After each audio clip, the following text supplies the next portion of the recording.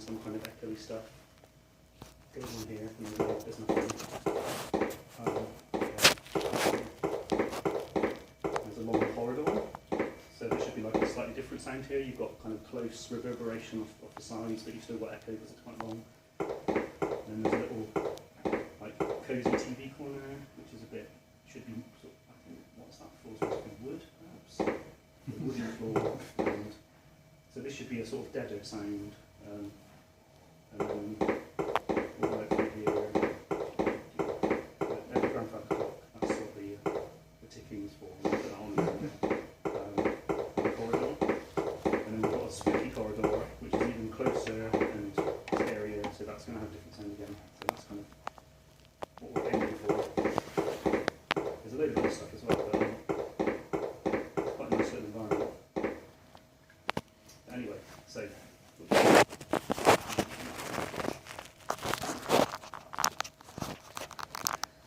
So, I think the first thing I was going to do was show you that there's an old, awkward and annoying method of creating reverb zones.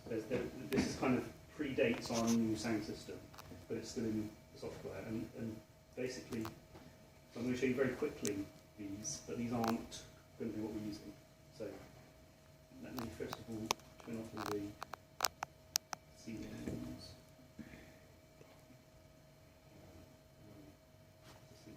Ceilings. And the planes. Okay, so we can see inside. Now,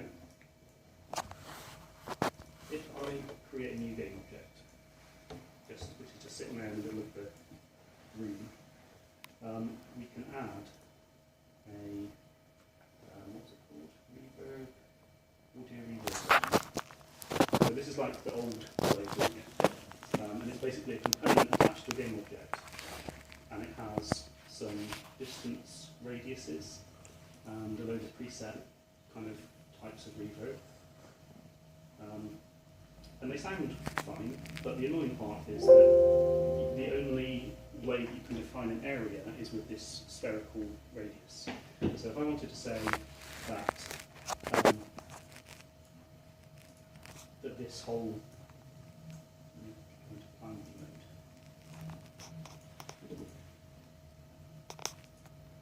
so if I wanted to say that this kind of rectangular room here and then this little extra bit should all have a kind of large hall type sound, what I'd have to do is change the radiuses so that they are kind of smaller and basically kind of duplicate it around so that there are lots of them. So maybe something like that. Basically what we've got is an inner radius where once you inside the inner radius the effect is a full effect, and then there's a transition between the inner and outer radius where the effect kind of fades out, and then when you're outside the radius you definitely get back to. So I would have to do something like this, put it there, duplicate, put it there, duplicate it again. And you can't see the ones that aren't selected, so I've got 3, but I can only see them if I select all 3. Then you can see that there's going to be like little spots, like if I'm kind of here and I'm just there, I'm actually, if I stand there, I'm in 2 of the kind of halfway fade out zones, so there's going to be a weird dead spot sound where the effect is fading out. And so you get overlap and it's just annoying. It kind of works, but it's annoying. So that's what we're not using.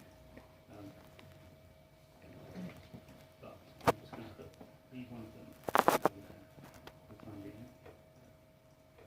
Can you demonstrate how it would work? Yeah. How it sounds? Yeah, if I put one in the middle of the room.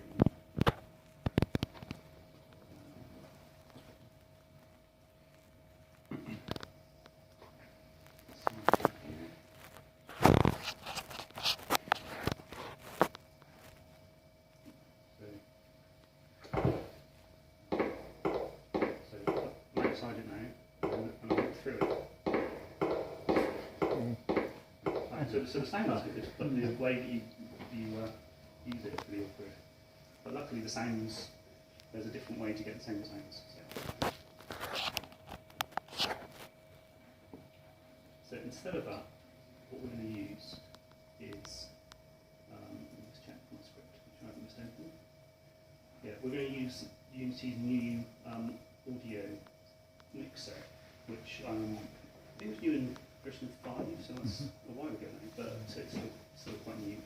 So what the mixer does is it gives you access to basically a full kind of mixing desk functionality where you can send audio into one mixer, add some effects, and you can kind of group them together and apply effects and all kinds of stuff. So it's very useful for sound designers when they're working on games. But to start using it, you have to go to Window, Audio Mixer, and that opens this audio mixer window.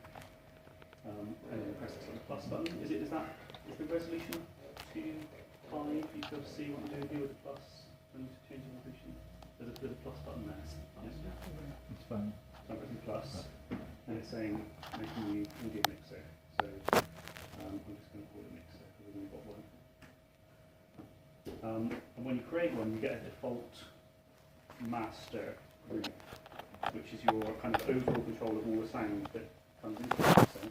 But then you can add additional ones. So you might basically, like for a typical game, you might add. So I'm looking down here at the groups thing now. I might add a group called game sound effects. And then there might be other things that you want to manipulate differently, such as you might have one for music. I've added that as a child instead of on the same level. And you might have one for voiceover. Because you want to kind of handle all those things differently. And what we want to do is kind of change the effects on there. Like you wouldn't want to have, if there was a voiceover, you wouldn't necessarily want that to also have the echo based on where you are. You might want that to be more. You obviously wouldn't want your soundtrack to have an echo based on where you are, unless you're supposed to be carrying around so that's kind of a typical setup. Now, in order to have, if I press play and start walking around, so I'm turning off maximum blend, looking at the audio mixer, and you can see actually this is an important point. Each item I create here is actually comes in as an asset, so you can use those to kind of link up connections. So that's useful. We'll do more of that in a minute. But if I hit play and start trying to use it, there's no, like if you look at the level meters, nothing's coming through, and that's because you have to actually specify the audio source. So I'm looking at the first person controller.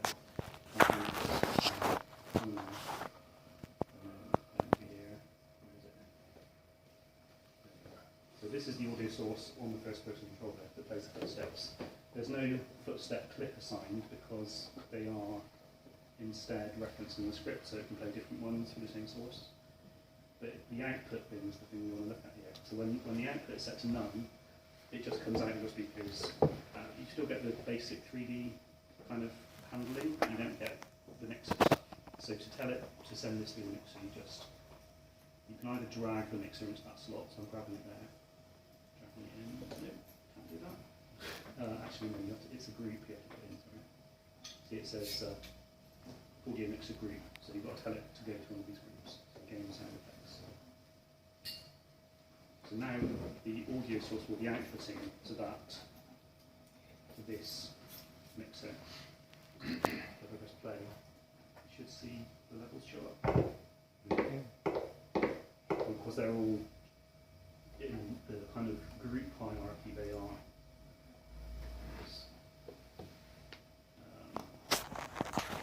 So in the group hierarchy, they're all child groups of this master group. That's why they're kind of showing up in the master as well.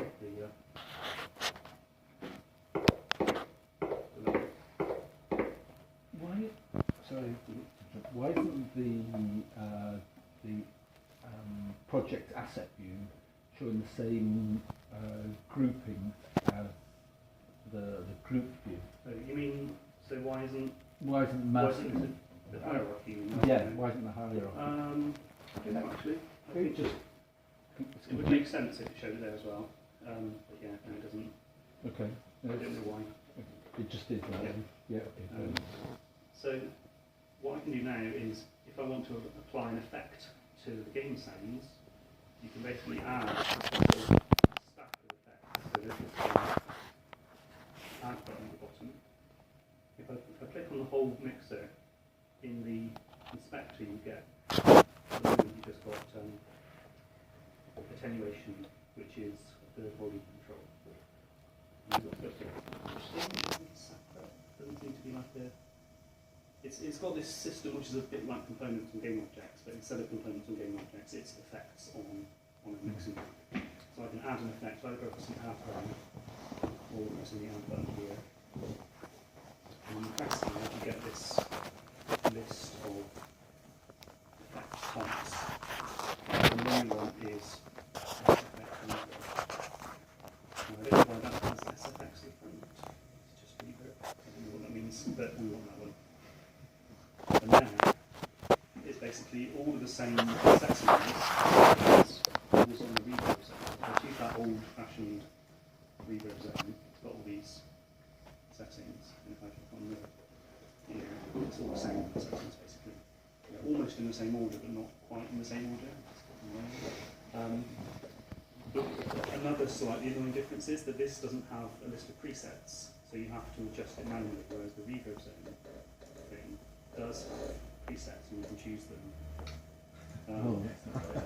So what you can do is like choose a preset here and then copy the numbers.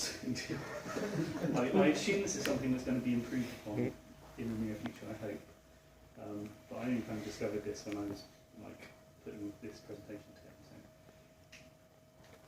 And initially that looks quite daunting to fiddle around with, but actually there's just a few of them that are the ones that you want to focus on, so you'll see that in a minute.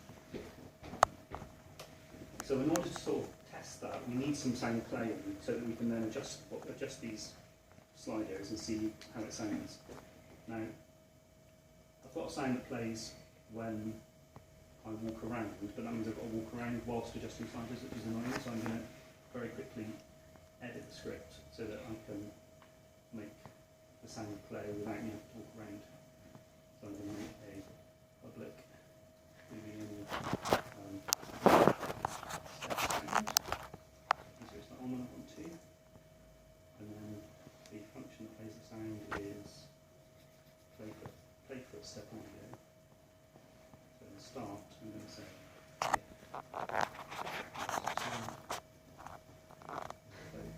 repeating play for step audio, and then there's the start time and the rate. So every half second is going to play that.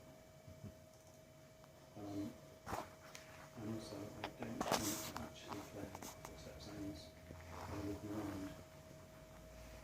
So if it's not a debug mode, then I can play the normal steps. So if I use the tick box one, there is at the top. So I can turn that on, click on the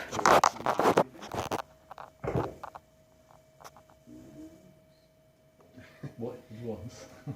Did you say in both repeating or just in both? Go repeating. Yeah, go repeating. Did I get the? Otherwise you would only have. I think I've already got a function in there. They put set audio. And what do I put? They put set audio. I'll get this a capital S. Yeah. Alright.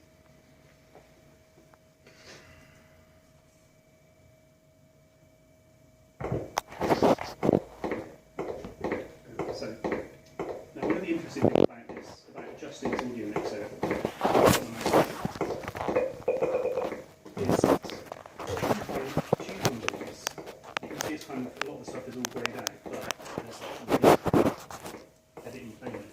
And so if you click that button, it goes into a mode where any changes you make will be saved, even though you're in play mode, which is like the opposite of what usually happens in Unity. But in this case, it's really useful because usually you want to go to the place that you're editing and you want to be able to hear how everything sounds live whilst you're adjusting the values.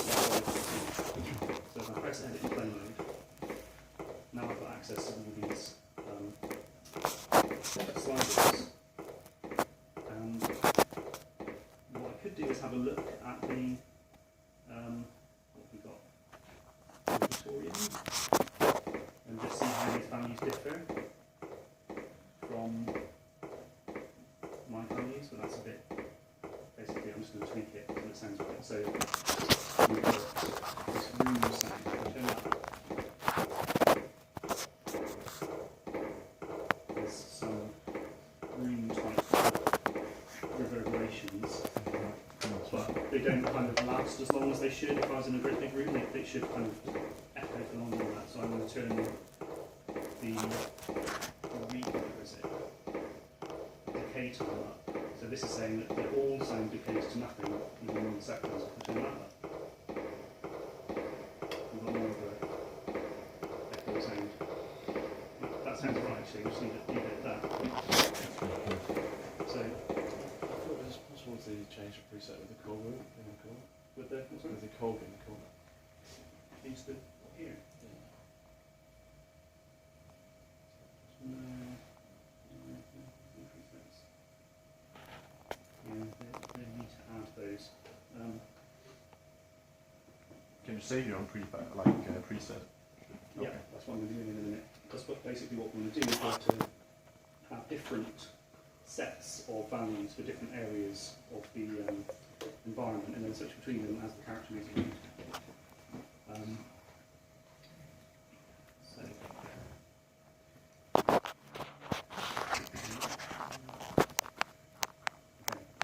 basically, those settings are currently saved in this snapshot. And if you want to save other configurations of sliders, you need to create additional snapshots. So for example, this was just called snapshot, whereas I've just kind of adjusted it, so I'm going to rename that to large room. Now if I want to make another one that sounds like that little corner where the telly is, the TV room, so it's a lot kind of smaller and deader sounding, I need to click add snapshot, and then I'm going to call it like small cluttered, because all the clutter like absorbs the sound. And then I might actually just go there for a bit of inspiration.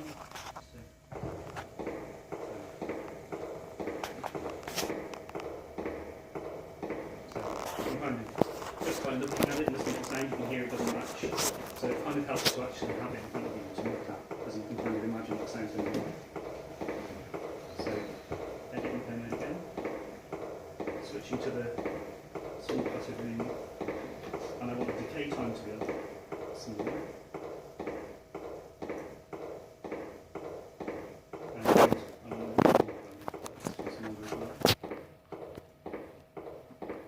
And the LF and HF things that are listed here are basically low frequency and high frequency. So I can, this is allowing me to turn down the high frequency.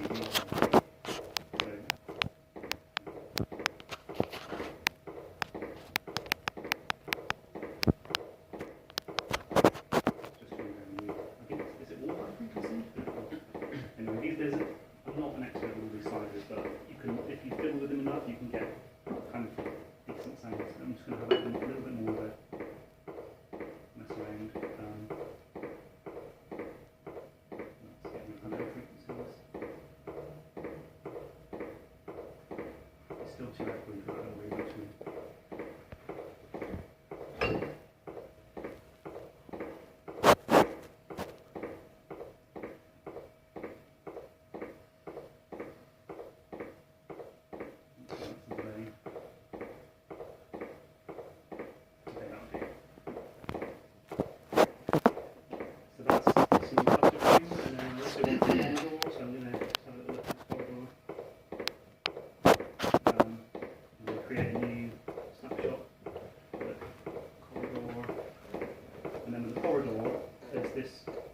There's the reflections value, which is like very, very early echo. So it's not like an echo as in something that goes hello, hello, hello. It's like almost instantaneous, but not quite. So those give you an idea of how far away you are.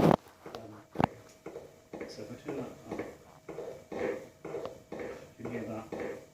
reception sound off the walls. So I'm going to turn up a little bit. Sorry, it's probably getting really annoying now. And the delay gives you control of how far away the wall sounds like it is. So because we're in the corridor, we're not really close. It's like that. Probably more annoying for the people downstairs. Like, who is that? Yeah. And look around. We've got more readers because we're in a long corridor. So that's a little bit more like a corridor type sound. Yeah.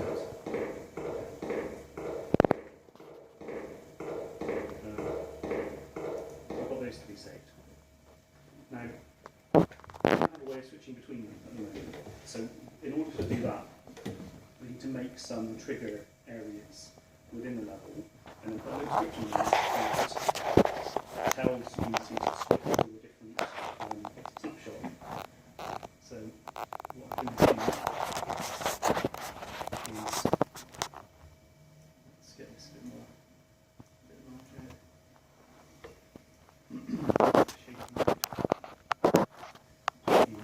So here's one area, and all I'm going to do is create, actually I'm going to make a group first of all, like a game object group to contain all my audio areas. So I'm going to create a new object, call it audio areas, and then I'm going to create a key. But they can be any shape really, because we're basically just using like physics colliders to define our area, so we're not limited to just the sort of spherical systems world method. So it's underground. And actually, I don't want it to be visible in the game, but it has to be visible when you define areas. And in fact, you can make it even more obvious by going to the material slot and just changing that material to none. Because if an object has no material, it shows up in this magenta colour. It's really useful for people to be able to see what it is. Now, I'm in overhead mode, and I'm using that 2D rectangle tool up here. Because for this kind of manipulation, it's really useful because you can grab one corner, stretch it around, grab the other corner, stretch it there, and then sound on the clock. There's that.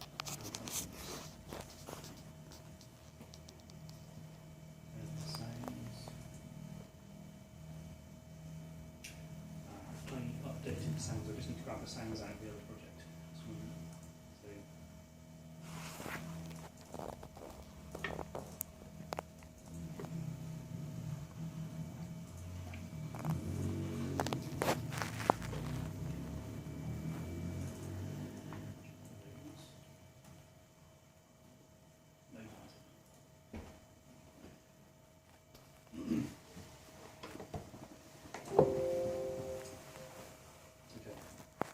So if I put this sound onto that block, then the sound is now actually originating from the base, because that's where the pivot point of that clock is. So the sound comes from that sort of point in space. So I wanted it to come from the top.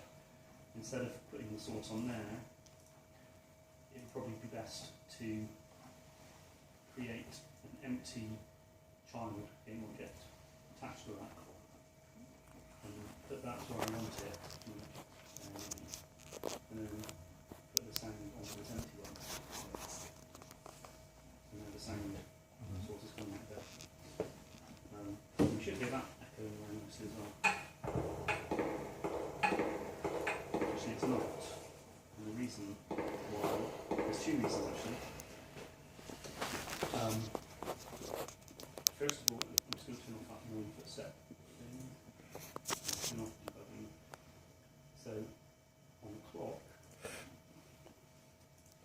first of all, I didn't do that spatial blend slider, so it's coming out as a 2D sound instead of 3D, so I need to put that up to 3D. And secondly, I didn't tell it to output into that mixer group, so it's coming out sort of normally. So I need to tell this clock sound, this is another way of doing it. You can put that little target icon at the end, and then it gives you a list.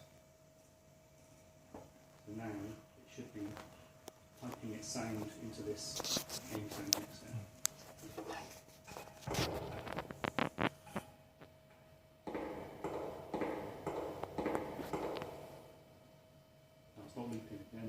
Takes and then stops. Need to wind your clock. Yeah.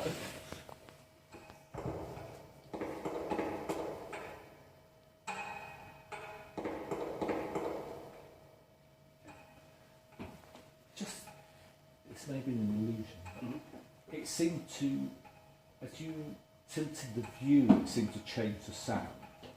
It changes it based on left to right panning. But I thought, But it sounded like when you went, I'm not sure.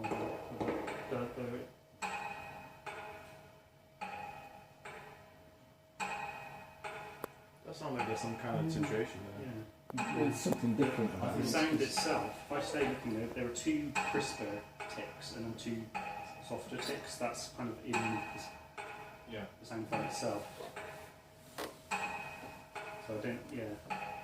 That's actually giving a slightly false illusion of what's happening. Because, yeah.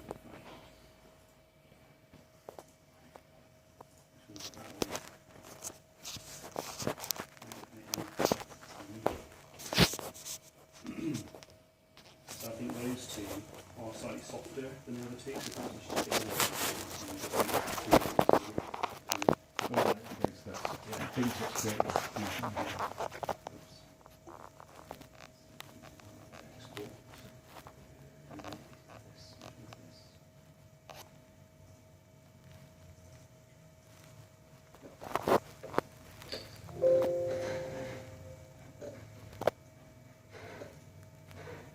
So yeah, it kind of did sound like that was happening, but I think it was just a coincidence. Oh, right, okay. Based on looking up when the softer ticks happened. So now we've Okay. just got those two.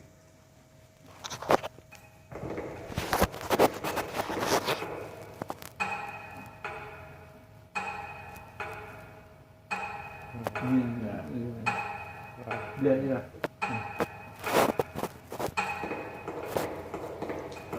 But You would get that effect with like binaural audio. Yeah. Yeah. Okay. So, what's I doing next? So we set up a few different snapshots that represent different types of space, and we set up some areas which links those together. These scripts is really simple.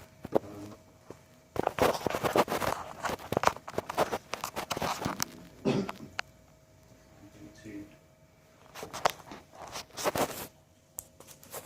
a new script.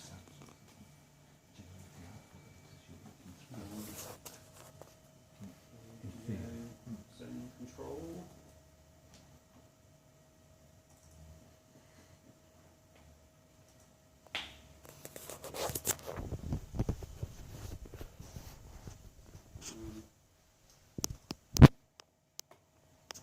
Called it audio area in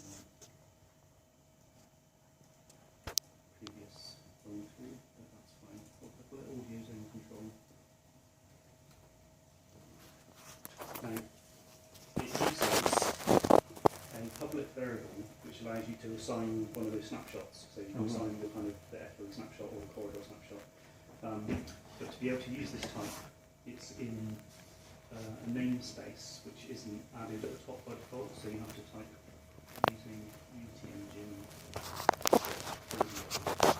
and that gives you access to the audio classes. And this is one of them.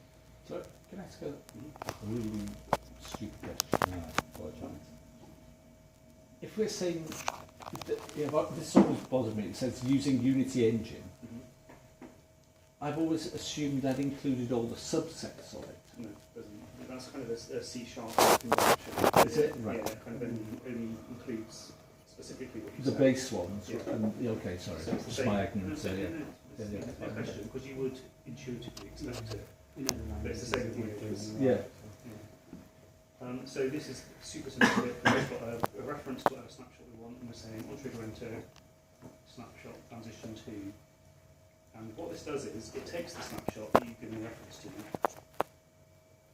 and it knows that that snapshot belongs to a certain mixer group. So all you have to do is say transition to this over some period of time, which is basically so 1 second from whatever it was on previously to the snapshot you specify. You know, if there were other things roaming around this snapshot as well, you need to be more specific about what enters the trigger, because you you wouldn't want other characters to walk into a corridor because they're in the corridor, you'll hear the echo. So you need to do a check to say, is this the player? Like, you know, in fact, I'm going to do that now. So once we go into the line there, see what it means. So if C dot equals player, oops, do that. That's a better way of doing it. That's kind of makes a bit more sense. That means, of course, I have to go to my player and give it player tag. For that script, I haven't put onto any of those zones yet, so there are my three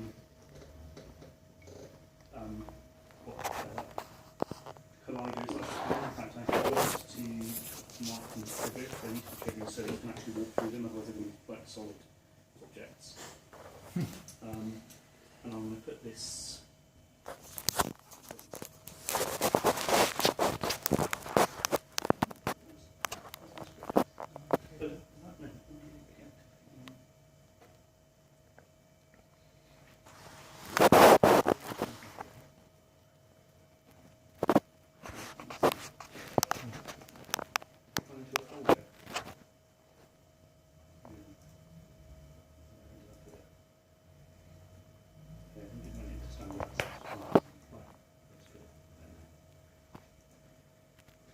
So that script uses all of those three objects. We'll do zone control, and now it's on, should be all three of them.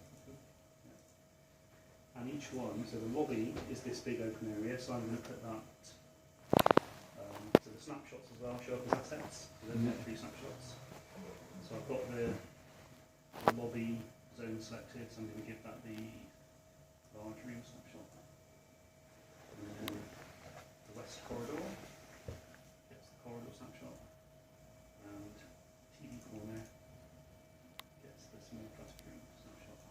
And obviously this means you can reuse snapshots, so if I had, I've got this other corridor, we turn those renderers back on, I can duplicate this up here, because this is another corridor, so I can just, I don't have to change the depth it's using.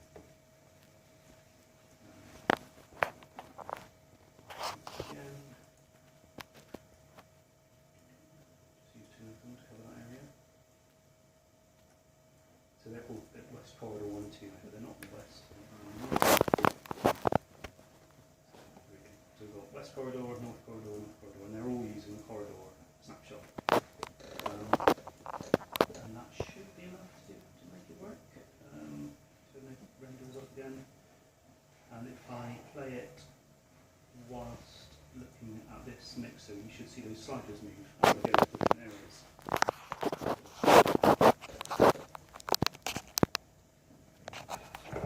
So, in the echo room, if we go to the corridor, watch the sliders.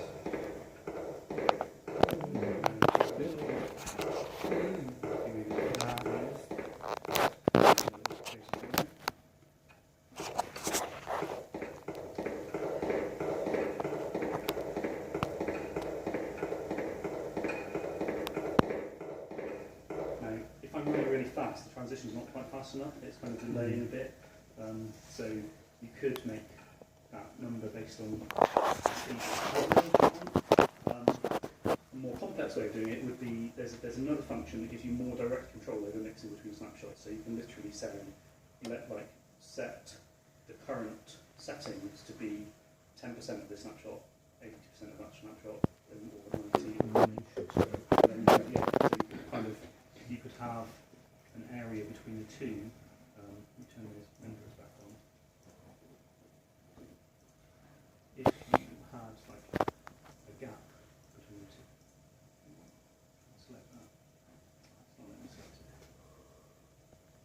So if I had a gap there, a gap here, you could probably do some maths to work out how far it was between the two. So you could like walk to the middle and stop, and you would get half of each mix. But you'd have to write code to do that, which I'm not going to do. But this is all right for now. So that is part one. That kind of covers setting up different sound zones for different parts of the room. And there's a problem with this, which is the second thing I want to which is on the stairs. Down here, it's down the corner. I can hear the clock really clearly because I'm really close to it, but I'm behind the wall, so I shouldn't be able to hear it really clearly. So there's this other thing to think about, which is like the occlusion of sound. Now, you can, so if I leave that playing,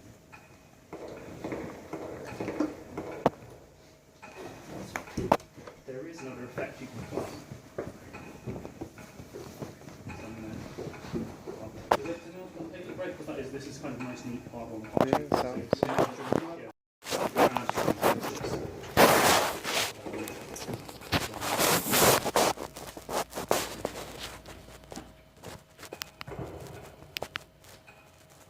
I choose this mixer, edit and overlay, and then I can add another effect called low pass.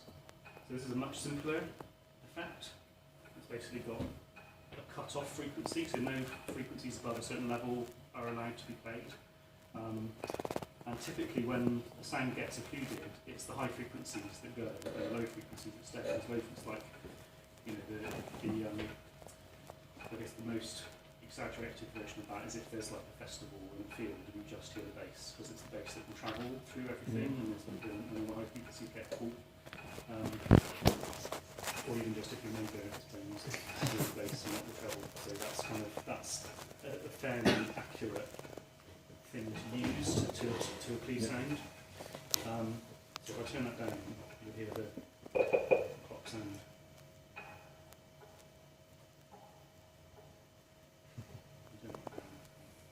And obviously turn it up beyond a certain level doesn't have any effect because there might not be any high frequencies higher than that. And resonance, I'm not quite sure what it means, but it makes it sound different.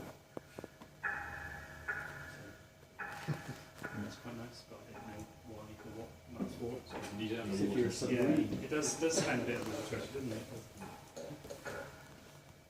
I'm sure it's based on some real. It's like a notch in the equalizer. Oh, is it? Okay. It pushes the frequencies in a more sort of direct way. Okay. So it kind of boosts the mid-range or something. Okay.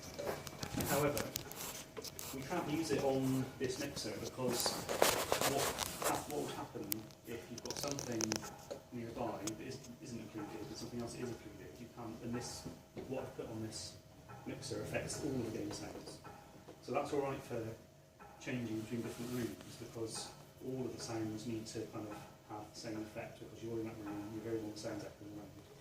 But there might be like sounds coming from different places that need to either be included or not. So this is not the right place to try and achieve this. Does that make sense? So we can remove that. So actually what we need to do is have a low frequency filter on the audio sources themselves, which you can do. So where is my clock? That's the game.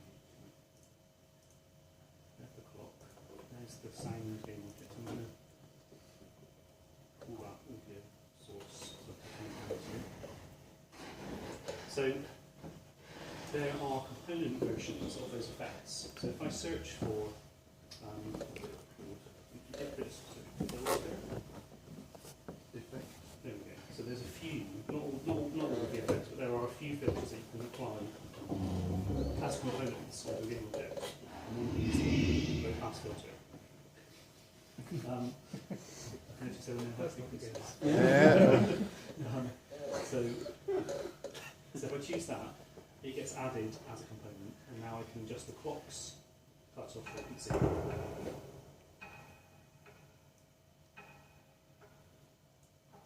But my footsteps are still coming out nice and clear.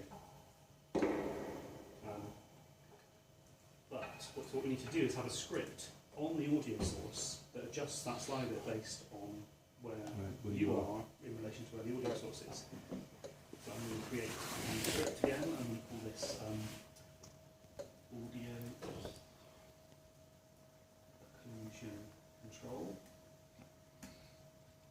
added a new script to this game object. There's my new empty script. And where's my check? I've forgotten to explain anything.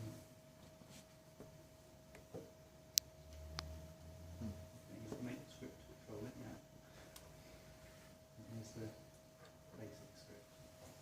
So what I'm doing first is only doing it distance based, because sounds do, like, just through distance, they have that kind of low frequency drop off anyway, just because of like sound travelling through air. So you can add that as a start. So keep picking different names for them, like audio low pass control. Control. So You need to put the Unity Engine audio. I don't in this one actually, because these are available anyway for some reason. They're not in the audio namespace. I think they're older, so all the new stuff is in the audio namespace, but all the older stuff is not. So basically, you've got a reference to the player, a reference to the low pass filter component that is on the same game object. And then I've made two public variables. One of them is the how it's what cutoff frequency should drop down to when you're at the maximum distance away from it. So I picked 1,000 here because 1,000 sounds quite.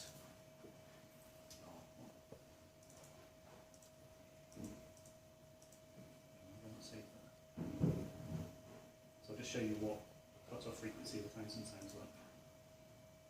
So that's 5,000 now. And that's 1,000. So that's like the lowest it's going to drop down to.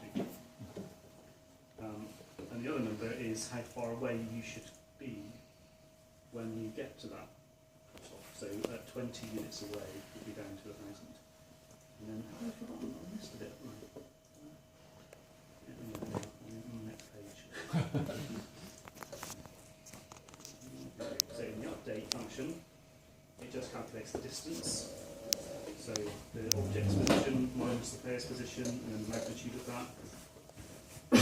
And then it uses lerp to work out where between this maximum of 22,000, which is just simply what the slider says if you turn the word to maximum.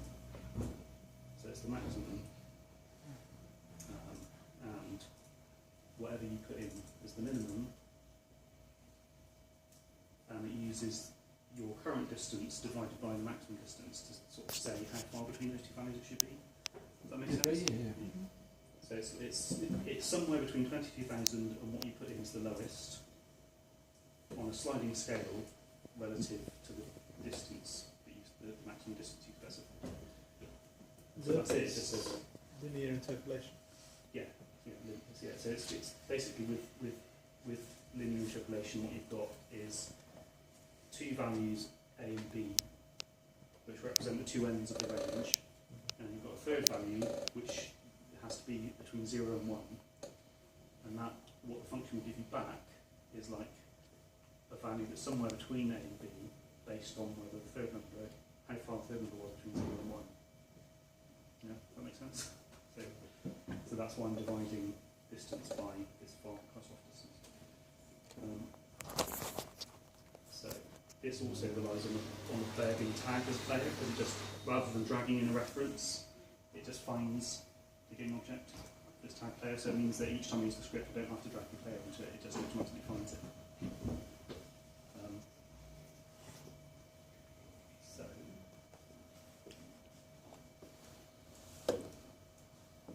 So there we go, so we've got cutoff frequency of 1,000 and the distance as 20, so that means I have to be like 20 units, which is kind of meters in this scale, away from the clock for it to be down to its lowest cutoff. Let's try that and see how it works. So you should see that cutoff frequency slider change by itself. So if you look here, you can see that little slider move as I go further away from it.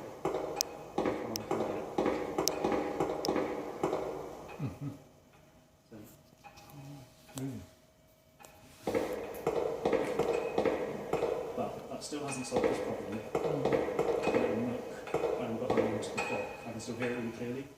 So I need to do something even more clever, which is to actually do a check, a physics check, to see if there's anything in the way between the audio source and the player. And there's a command that you use to do that called raycast, which is basically like, it's the code equivalent of like shining a laser pointer in a certain direction from a certain point, and you get back either the first thing that it hits, like the name of the game object that it hit, or there's another version of the function where you can get all of the game objects that are in the path that the CC specified. But all we're interested in is doing a test from the clock, so from the audio source towards the player, and if it hits anything else that isn't the player, then there's something in the way. So we only need to know if it's like not the player, which is, I'm just going to grab the script out of my notes. So this is a bit longer, I'll just describe it very briefly. This is basically adding to the script that's already there. So we've still got the player, we've still got the reference to the filter, we've got file cutoff, blah blah. And then we've got these two extra variables. One of them is the occlusion cutoff factor, so that's basically just how much extra occlusion we want if there's something in the way. And I've given it a default of half, so it will like add, what we'll do, it'll go halfway again towards the lowest, something like that. And then I've got this thing called layer mask, the variable name is sound occluders. So the reason I've got this is, I don't want every single thing in the level to include sound. For example, the railings. It would be really annoying if, as you're walking past the railings, the sound goes in and out just because you're going past these little kind of struts in the railings. So it's only like the big stuff that we want to include sound. And to do that, I'm going to use the layers system. So basically, I think, where are the walls? So there we are. So handily, all the walls are grouped under this thing of walls, but actually the banisters are as well. So deselect. No, where are they? I'm just right. First of all, I'm just going to mark them all as. So there's my layer. Sort of drop down here, layer. I'm going to create a new custom layer called audio occluder. So Unity doesn't understand that, it's not going to magically work, that's just my name for it. And then I'm going to say everything within the walls group should be marked as that, audio occluder, and it says, do you want to change your children to that as well? Yes. And I'm going to find those railings, there's one actually.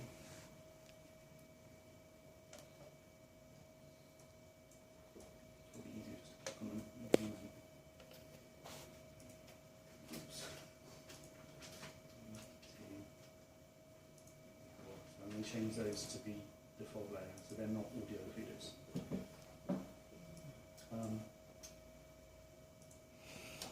Now, in my, so it's the audio source, so there's the clock. So what this layer mask thing does, the raycast function, which is that laser pointer thing, it has an option when you use it that you can optionally specify a layer to either use or ignore. So what I'm going to say is only test against things that are in the sound occluder layer. And so that will ignore all the other like plants and pillars and banisters and stuff, and it will only take into account those things that I just marked. So here's the raycast function. Where are we? So you have to define a ray, which is simply comprised of the starting position and the direction, and basically the direction is the player's position minus the audio source position, and that gives you like a vector, which is the direction. And you also have to define a variable that is kind of ready to receive the result, which is kind of weird. So you define this variable, but you don't give it a value, and that will, when you do the raycast, that variable will have the results of whatever it hit. And then here I've got a line which actually just draws it into the scene so you can see what's going on. So that's not actually strictly necessary for this function, but it's just something that helps you visualise what's happening. So it draws the ray in a magenta colour. This is the line that actually does the ray cast. And the weird thing about this, if you're not used to programming or particularly like C# programming, is that the function returns true or false, whether or not it hits something. So you can just say, if physics ray cast this ray, then it hit something. But if you want to find out what it hit, you have to pass this variable in a special way using this out thing, which basically means that you're passing it the sort of reference that will get filled in by the function. And so basically, if you did hit something, then within this statement, you can then have a look at what was inside that hit. So you can say, like, if what you hit was the player, then do something. If what you hit was the walls, then do something else. But actually, thinking about it, I'm only casting against the sound occluders anyway, so I don't think I need to. I think I've used it when I don't need to. Yeah, I have. Because I don't even... Oh no, this is... Well, I guess I'm using it hit distance there. Yeah, okay. So I kind of didn't need to... I don't... Because I've defined the things to test against as being the sound occluders, I don't need to know what I hit. I only need to know if it hit one or not. And if it did hit one, then what it does here is just... It increases the cutoff more towards the lowest. So it takes what it already was. So we set it at a certain value based on the distance up there. That was what we were doing before. And then what we say here is, if it hit one of the occluders, if this test hit an occluder, then we take the current value that we've already worked out and we move it further towards the cutoff frequency based on whatever that value is. And it defaults to 0.5, but we can change it to something else.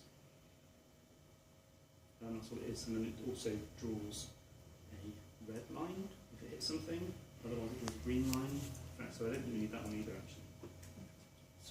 Presumably you'd collect all the occluders and all the things you've hit, and then reduce. You know, if you had 5 barriers, you want to pick all of them up and so on. But what, make it even more? Well, you'd assume that Yeah, I guess 5 barriers will be different to 1 barrier. Yeah, you could do that. You could, if you wanted to, you could count the number of items that it hit and include it more based on the number. That's a good idea. Yeah.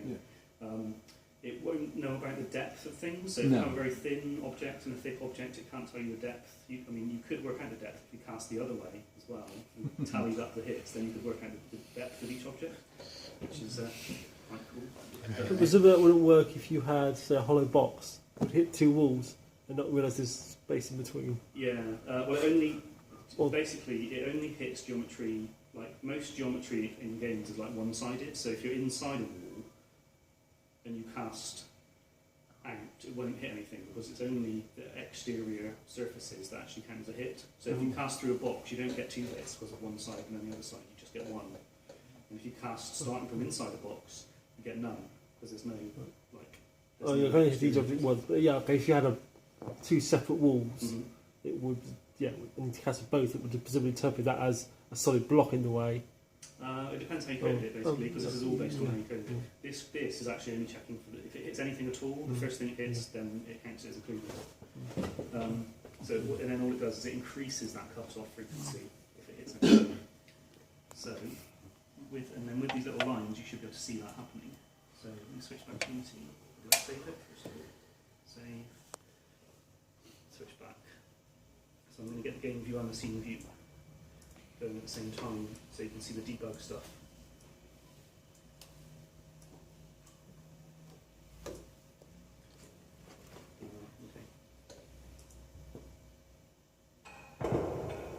And I'm going to select the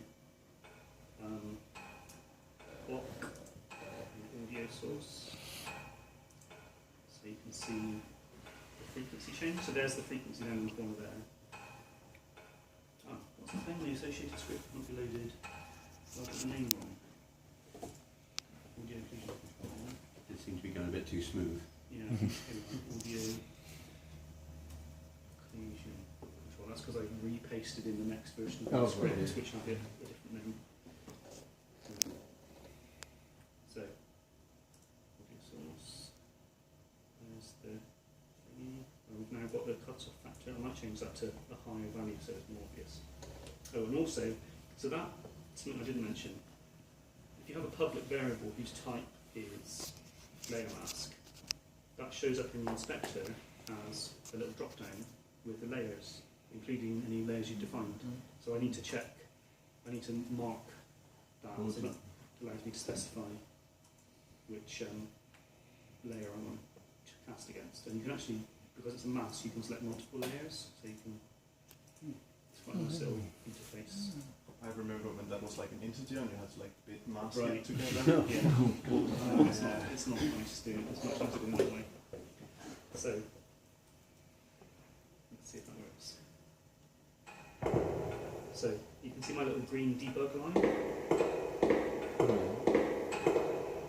And it's actually casting sort of past the player. But there's, you see that? Sweet.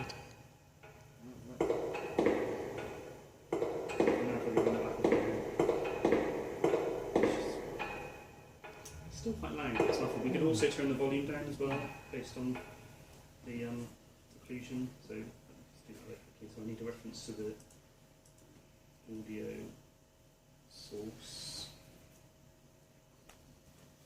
And I need to grab a reference to that. So source equals get component.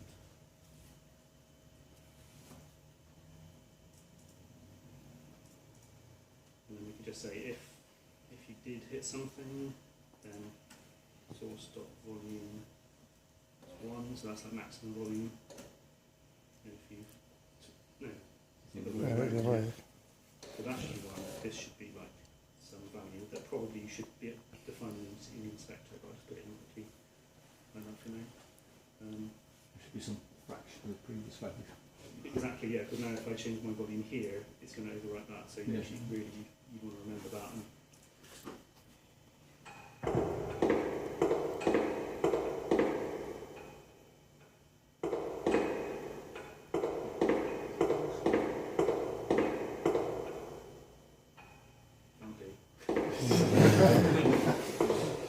Thin walls. yeah, we didn't make it kind of spooky because the whole thing was building up to a spooky corridor thing at the end. Because I've got this, if I get to that door, I've got a metal rattling sound on there.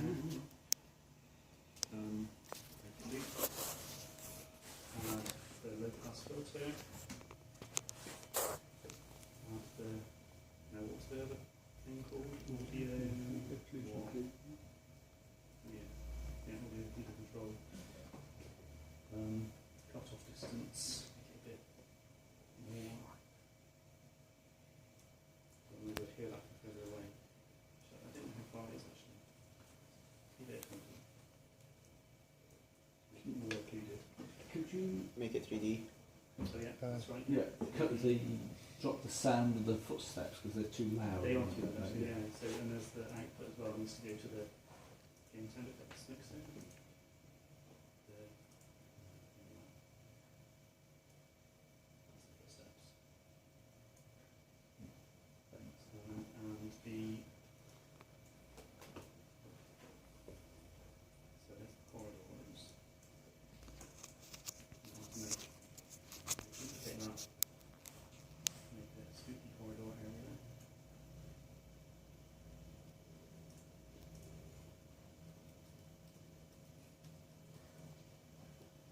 There's the audio mixer, new snapshot. Spooky.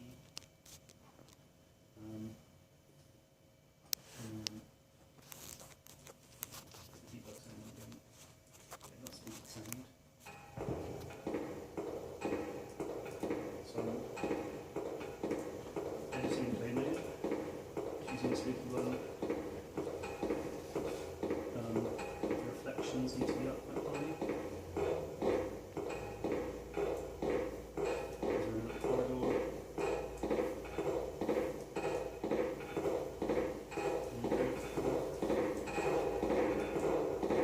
So that's our spooky corridor sound. So here I can make that spooky into there. just going to check what the range is for that.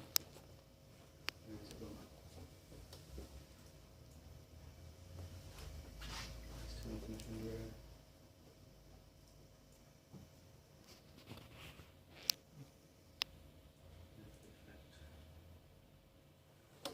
Distance is so the default max distance for sounds is ridiculously massive. It's that big. It's like 500 units. 50 maybe. Well, like 10 actually. Yeah. Well, the thing is that the exterior radius represents how loud it is on this graph. So when you are at the exterior radius, you're actually I'm pointing on my screen. This here. So basically, the sound can be really low until you get up to about like 10 units, 5 units away. But the interesting thing about this is it's never quite zero unless you physically drag that down to zero. So by default, there's a maximum distance. If you go beyond the maximum distance, you can always hear it at that level. And if you don't want that to happen, like with the clock, for example, you need to drag that final one down to zero. That's a really odd design choice. Yeah. There should be. Is that because they think silence sounds weird? Well, They I think think you don't want a situation where you've got complete the silence. assumption is if you've got an audio source playing, you want to be able to hear it. And if you don't want to hear it, you should stop it playing, kind of. But it's really the fact that the maths of sound is that it always that's your default curve. So you never get to zero. You never truly get to zero. If you have to work it out where zero was, you invariably get it wrong. So you leave it to someone to pick it. Yeah, I guess that's probably another justification for it. So let's turn off the debug step sound, and hopefully we should have like a scary bang sound coming in.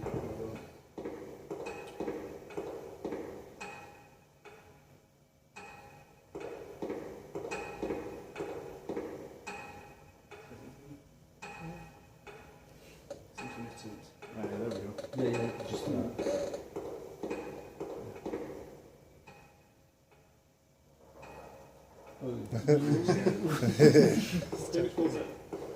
You've got to turn the lights down for it to really scary. Now that was happening because I think some of these walls are in a different. Some of these walls are in a different group, so it's actually it's passing through those and thinking they're okay because they're not marked in. Oh right, good. So what are these? These are in. They're on time. They are in. Yeah, they're not. So they're in net corridors. So if I just take that whole thing, that will be open as well.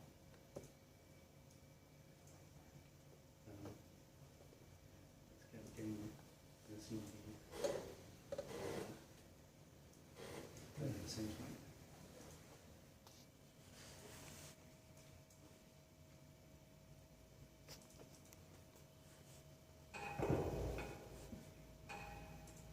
So there's the. Where's that green? It shouldn't be green.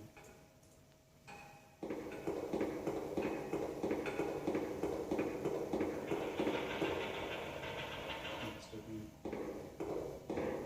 Is that still the gorgeous sound?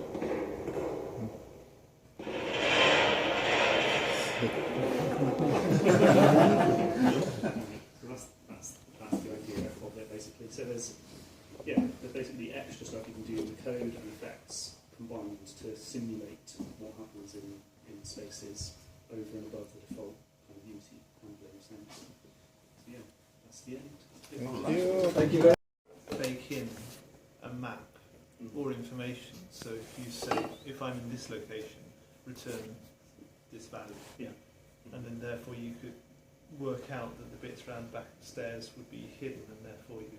Yeah, I mean, what you could do is write an editor script that divides your level into like meter-sized cubes, and then does a raycast from the centre of each cube, and stores some data about that bit, and then you use that at runtime to pick which audio source, because that's kind of one of the really good things about Unity is you can make your own tools. You can literally you can make your own editor window that is like got some fields, and it's like divide my level into areas that are X units big, and then you you save all the data to a what are they called?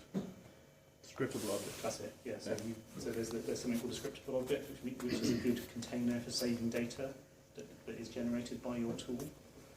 And then you can just include that at runtime and read the data. Like if you divide your position by, by which you have to divide by anything, because if you're doing it one unit sized blocks, then you just look up in your data that you previously generated which block you fall into and pick the appropriate sort of sound snapshot from that. So you could automate it. There's no easy way to do that. You just write it yourself, but it's achievable. That's kind of what happens with the light probes. Actually, with the lighting, you can kind of place light probes throughout your scene. Has anyone used those before at all? It's like basically it samples whether or not certain points in space are light or dark, or what colour is falling through that point in space. So that when you bake all the lighting and shadows onto the sort of static walls of your level, you also bake information about the points through your space, so that if you've got a moving object travelling through it, it doesn't have to calculate lights in real time, it just blends between what this point says and what this point says, and it's much faster.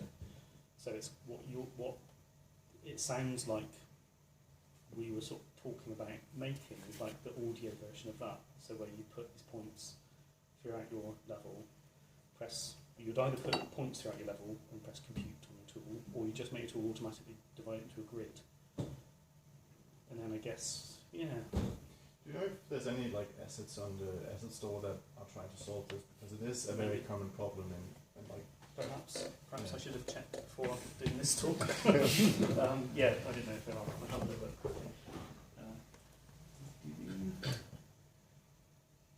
Probably there'll just be some free tool that does exactly this. Occlusion? Yeah, or occlusion, yeah.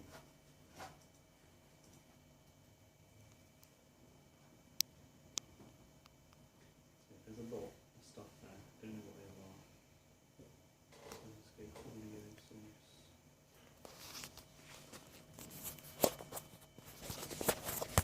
Audio occlusion for total environment motion. Sounds good. Totally.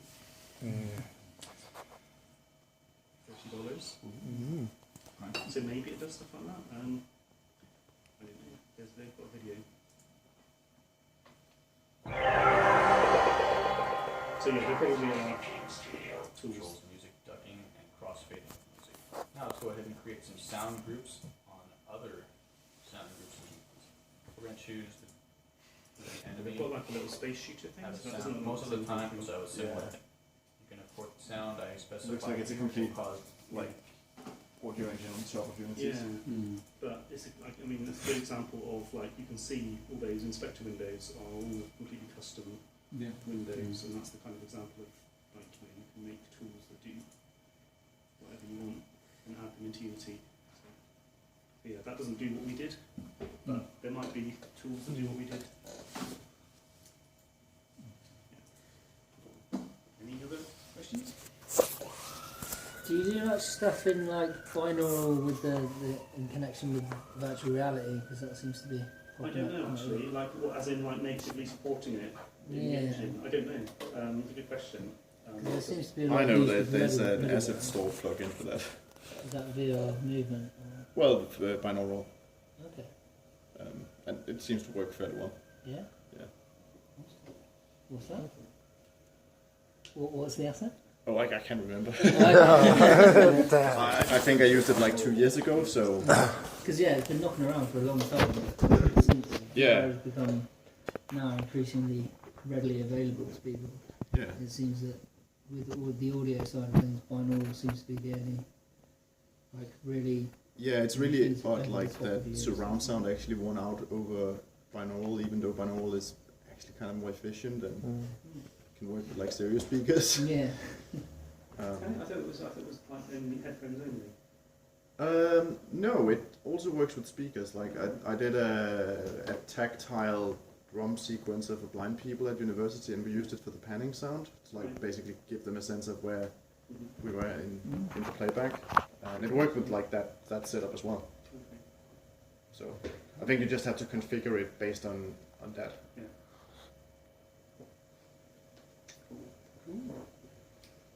Any other questions? No, what was your name again? Sorry. Sorry, I'm really bad at name. Ben. Cool. Thank you. Thank you very much. Thanks. Nice one, mate.